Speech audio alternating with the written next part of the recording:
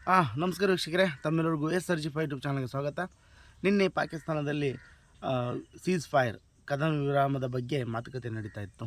ಈ ಮಾತುಕತೆಯಲ್ಲಿ ಏನಪ್ಪ ಅಂತಂದ್ರೆ ಅಮೇರಿಕದ JD ವ್ಯಾನ್ಸ್ ಅವರು ಮತ್ತು ವಿದೇಶಾಂಗ ಸಚಿವರಾದ ಅಬ್ಬಾಸ್ ಅರಾಚಿ ಅವರು ಮತ್ತು ಪಾಕಿಸ್ತಾನದ ಪ್ರಧಾನಮಂತ್ರಿ ಶಹಬಾಜ್ ಶರೀಫ್ ಅವರ ನೇತೃತ್ವದಲ್ಲಿ ನಡೀತು. ಇಷ್ಟೆಲ್ಲ ನಡಿಬೇಕಾದ್ರೆ ಅವು ಇದು ಸೀಸ್ ಫೈರ್ ಫೇಲ್ ಆಯಿತು. ಈ ಕದನ ವಿರಾಮ ಇದೆಯಲ್ಲ ನಡೀಲಿಲ್ಲ. ಸತತ 21 ಗಂಟೆಗಳ ಕಾಲ ಚರ್ಚೆಯಲ್ಲಿ ಭಾಗಿಯಾಗಿದ್ದರು ಈ ಮೂರು ದೇಶದ ಅಧಿಕಾರಿಗಳು. ಭಾಗಿಯಾದಾಗ ಇರಾನ್ ಏನು ಆರೋಪಿಸ್ತಪ್ಪ ಅಂದ್ರೆ ಅಮೇರಿಕದ ಕೆಲವೊಂದು ಕಾನೂನು ಬಾಹಿರ ನಿಯಮಗಳನ್ನ ನಾವು ಒಪ್ಕೊಳ್ಳಿಲ್ಲ ಅಂತಂದು. ಅಮೇರಿಕದವ್ರು ಏನಂತಂದ್ರೆ ನಮ್ಮ ಒಂದು ಷರತ್ತುಗಳನ್ನ ಇರಾನವ್ರು ಒಪ್ಕೊಳ್ಳಿಲ್ಲ ಅಂತಂದು ಅವು JD ವ್ಯಾನ್ಸ್ ಅವರು ಕೂಡ ಹೇಳಿದರು. ಸರಿನಾ ವೀಕ್ಷಕರೇ, ಇದು ಇಷ್ಟೆಲ್ಲ ನಡುವೆ ಸತತ 21 ಗಂಟೆಗಳ ಕಾಲ ನಡೀತಾ ಈ ಒಂದು ಯುದ್ಧ ವಿರಾಮದ ಬಗ್ಗೆ ಮಾತುಕತೆ ನಡೀತು. 21 ಗಂಟೆಗಳ ಕಾಲ. ಅದರಲ್ಲಿ ಕೆಲವೊಂದಿಷ್ಟು ಷರತ್ತುಗಳೇನಪ್ಪ ಅಂತಂದರೆ, ಇರಾನ್ ಯಾವತ್ತೂ ಪರಮಾಣು ಶಸ್ತ್ರಾಸ್ತ್ರಗಳ ಹತೋಟಿಯಲ್ಲಿರಬೇಕು ಅಂತ ಹೇಳಿದರು. ಅದಕ್ಕೆ ಇರಾನ್ ಅವರು ಒಪ್ಕೊಳ್ಳಿಲ್ಲ. ಇನ್ನೊಂದು ಏನಪ್ಪ ಅಂದ್ರೆ ಹಾರ್ಮುಜ್ ಜಲಸಂಧಿ. ಈ ಮೊದಲೇ ಹೇಳ್ದಂಗೆ ಹಾರ್ಮುಜ್ ಜಲಸಂಧಿ ಬಗ್ಗೆ ಟೋಲ್ ಗೇಟ್ ನಾವು ಫಿಕ್ಸ್ ಮಾಡ್ತೀವಿ ಅಂತ ಹೇಳಿದರು. ಅದಕ್ಕೆ ಇರಾನ್ ಅವರು ಅಮೇರಿಕರು ಒಪ್ಪಿಗೆ ಕೊಟ್ಟರು. ಮೊದಲು ಹಾರ್ಮುಜ್ ಜಲಸಂಧಿ ನೀವು ಟೋಲ್ ಗೇಟ್ ಫಿಕ್ಸ್ ಮಾಡ್ಬೋದು ಅಂತಂದು. ಯಾಕಪ್ಪ ಅಂತಂದ್ರೆ ಇರಾನ್ ಆ ಒಂದು ಟೋಲ್ ಫೀಸ್ ಯಾಕೆ ಕಲೆಕ್ಟ್ ಮಾಡ್ತಾರಪ್ಪ ಅಂತಾರೆ ಇರಾನ್ನವರು, ಅದು ಏನಪ್ಪ ಅಂದರೆ ನಮ್ಮ ಈ ಯುದ್ಧದಿಂದ ಆದ ನಷ್ಟವನ್ನು ನಾವು ಭರಿಸಬೇಕು. ಹಾಗಾಗಿ ನಾವು ಒಂದು ಹಡಿಗೆ 16-18 ಕೋಟಿವರೆಗೂ ನಾವು ಟೋಲ್ ಫೀಸ್ ಫಿಕ್ಸ್ ಮಾಡ್ತೀವಿ ಅಂತ ಹೇಳಿದರು. ಅದಕ್ಕೆ ಅಮೇರಿಕ ಕೂಡ ಒಪ್ಕೊಳ್ತು. ಆದರೆ ಮತ್ತು ಮುಂದೆ ಏನಾಯ್ತಪ್ಪ ಅಂತಂದ್ರೆ ಅದರಲ್ಲಿ ಪಾಲುದಾರಿಕೆ ಇದೆ. ಆ ಟೋಲ್ ಫೀಸಲ್ಲಿ ನಮ್ಮ ಒಂದು ಪಾಲುದಾರಿಕೆ ಇರುತ್ತಂತಂದು ಅಮೇರಿಕದವ್ರು ಹೇಳಿದರು. ಇರಾನ್ ಅವರು ಖಂಡಿತ ಒಪ್ಕೊಳ್ಳಿಲ್ಲ. ಯಾಕಂದರೆ ಇದು ಹಾರ್ಮುಜ್ ಜಲಸಂಧಿ, ಸ್ಟೇಟ್ ಆಫ್ ಹಾರ್ಮುಜ್ ಜಲಸಂಧಿ ನಮ್ಮ ಜಲಸಂಧಿ. ಈ ಒಂದು ಜಲಸಂಧಿ ಏನಪ್ಪ ಅಂದರೆ ಅಧಿಕಾರ ಇರೋದು ನಮ್ಮ ಇರಾನಿಗಿರುತ್ತೆ.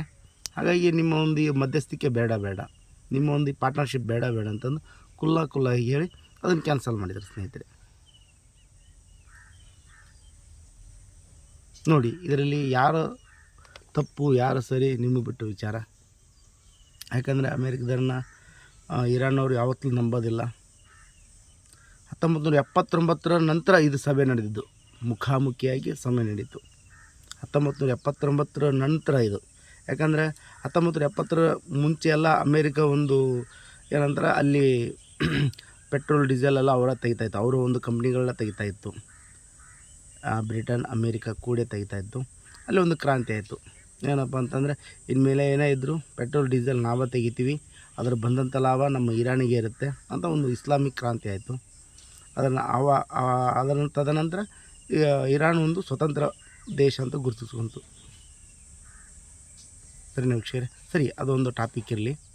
ಈ ಒಂದು ಕದನ ವಿರಾಮ ಆದ ನಂತರ ಟ್ರಂಪ್ ಅವರು ಹೇಳ್ತಾರೆ ಏನಂದರೆ ಇನ್ಮೇಲೆ ಇರಾನ್ ಮೇಲೆ ಭೀಕರ ದಾಳಿ ನಾವು ಮಾಡ್ತೀವಿ ಅಂತ ಹೇಳಿದರು. ಅದು ಕೂಡ ಇರಾನ್ ಅವರು ನಾವು ದಾಳಿಗೆ ಪ್ರತಿ ದಾಳಿ ಮಾಡ್ತೀವಿ ಅಂತ ಹೇಳಿದರು. ಇವಾಗ ಬಂದಂಥ ನ್ಯೂಸ್ಗಳು ಏನಪ್ಪ ಅಂತಂದ್ರೆ ಇಸ್ರೇಲಿಗೆ ಇವಾಗ ನ್ಯೂಟ್ರಲ್ ಇತ್ತು ಒಂದು ದೇಶ, ಯಾವುದೋ ಬ್ರಿಟನ್ ದೇಶ ನ್ಯೂಟ್ರಲ್ ಇತ್ತಲ್ಲ, ಈಗದು ಇಸ್ರೇಲಿಗೆ ಶಸ್ತ್ರಾಸ್ತ್ರಗಳನ್ನು ಪೂರೈಸ್ತಾ ಇದೆ.